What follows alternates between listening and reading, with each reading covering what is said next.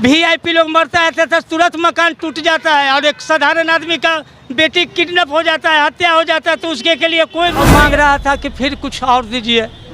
बच्ची आज पेडेल्सी था, हम भी सर सोचे कि बच्ची का डिलीवरी है, चलो 1 लाख रुपया सर सरपंच के सामने 10 तारीख को दे दिए। नहीं देते सर, लेकिन बेटी का झोटा कपड़ा हुआ देख के हम सर के खिलाफ बोल भी नहीं सकते हैं सर कि केस खराब हो जाएगा। यहाँ ये भी मजबूरी है हमारे साथ। समझ में नहीं आता कि बिहार में पुलिस हमारी नौकर है या जनता उन पुलिस की।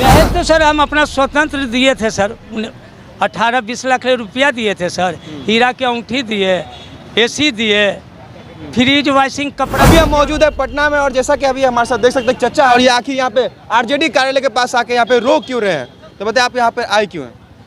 हम आए हैं सर, मेरी बेटी की हत्या 13 तारीख को कर दिया गया है बिहटा थाना डिहरी गांव में। कौन कर दिया? दामाद, ननद और सास और गांव का एक भूलन नाम का लड़का है, वो भी। आखिर ऐसा क्यों किया? दहेज के लिए। दहेज के लिए? जी, डिलीवरी पेशेंट भी थी बच्ची। डिलीवरी पेशेंट भी? जी सर। आखिर सोच सकते कि दहेज के लिए बिहार में किस तरीके से लोग हत्या पे हत्या कर देते अपने पुतों का, बेटी का। लगातार यहाँ पे दहेज में बिहार में लगातार हत्या पे हत्या हो रही है। अच्छा बताइए कि आप लोगों ने पहले कितना दहेज दिया था और कितने की मांग की जा रही थी, इसकी वजह से हत्या हुई? दहेज तो सर हम अपना स्वतंत्र दिए थे सर, 18-20 लाख रुपया दिए थे सर, हीरा की अंगूठी दिए, एसी दिए, फ्रिज वाशिंग कपड़ा खींचे वाला मशीन जो बनता है से इंडक्शन मशीन, जो चीज़ सब दिए। तो फिर अब क्या मांग रहा था? अब मांग रहा था कि फिर कुछ और दीजिए।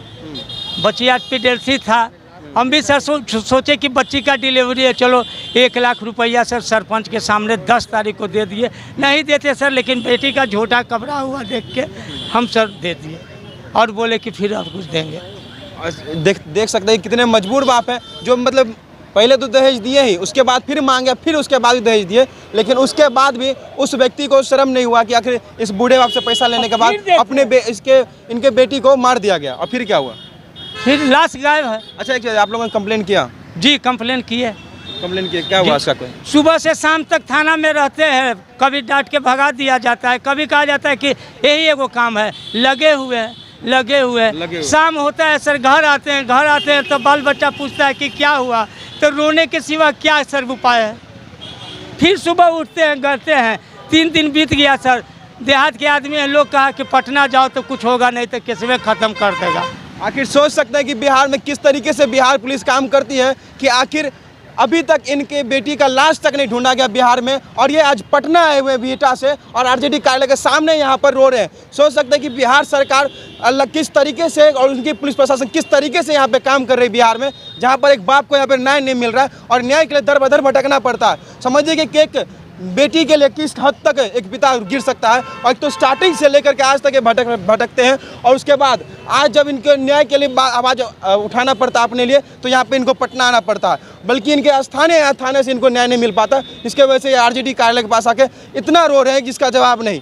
और इसे बताइए कि आप यहाँ पर आए क्यों हैं आरजेडी कार्यालय के पास? आए थे सर कि एक आदमी बोले थे कि यहाँ पर आना, उसके बाद हम भी आएंगे 2-3 बजे। कौन बोला था? गाँव के आदमी है सर। हाँ, जब आएंगे तो कहीं चलना, एसपी के यहाँ जहाँ चलना, और नीतीश जी से तो भेंटे नहीं होगा सर।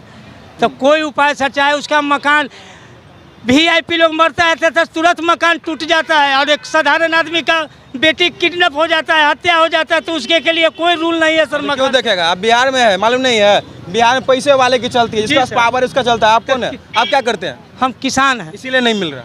इसीलिए अगर बड़े आदमी रहते तो जरूर होता। बिहार में यही होता है, बिहार में पैसे वाले की चलती है, सिर्फ पैसा। समझ लीजिए इस बात को। अनपढ़ भी है, अनपढ़ भी है। हाँ, इसलिए दर बदर भटक रहे। अगर आज मर जाएंगे सर, अंतिम में आत्महत्या करेंगे, क्या फर्क पड़ेगा इस सरकार को या फिर पुलिस प्रशासन? क्या फर्क पड़ेगा? बेटी किसी का मर जाएगा सर, बाप जी के क्या करेगा सर? क्या फर्क? वही ना, आप एक चीज बताइए, इतने लोग, आपकी बेटी मर गई, यहाँ पे न्याय नहीं मिला, और यहाँ पर आप मर जाएगा तो क्या पुलिस प्रशासन क्या कर लेगा?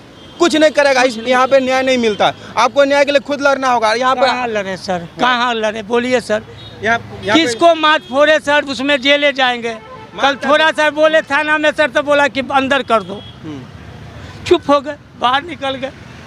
यही है बिहार पुलिस सेवा में तत्पर, जो यहाँ पर ये बोले कि अब हम अपना न्याय के लिए आवाज़ उठाए, तो बोला कि इन्हीं को अंदर कर दो। जिसको अंदर करना चाहिए उसके लिए तो हिम्मत है नहीं बिहार पुलिस में, और जिसको नहीं करना चाहिए उनको धमकी दिया जाता है। अब सोच सकते हैं कि किस तरीके से बिहार में न्याय प्रशासन डर है। से थाना के खिलाफ बोल भी नहीं सकते हैं सर कि केस खराब हो जाएगा। हाँ। यहाँ ये भी मजबूरी है हमारे साथ।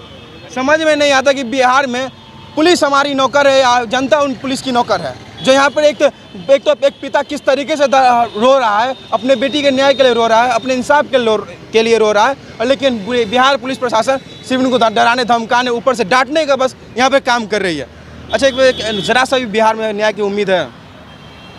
अब क्या करें सर, आप ही लोग पर उम्मीद थोड़ा सा सुनते हैं देहात में कि वीडियो वाला लोग कुछ हाईलाइटेड करते हैं तो मिलता है, यही तो सुनते हैं सर, ऐसे तो न्याय नहीं मिलेगा।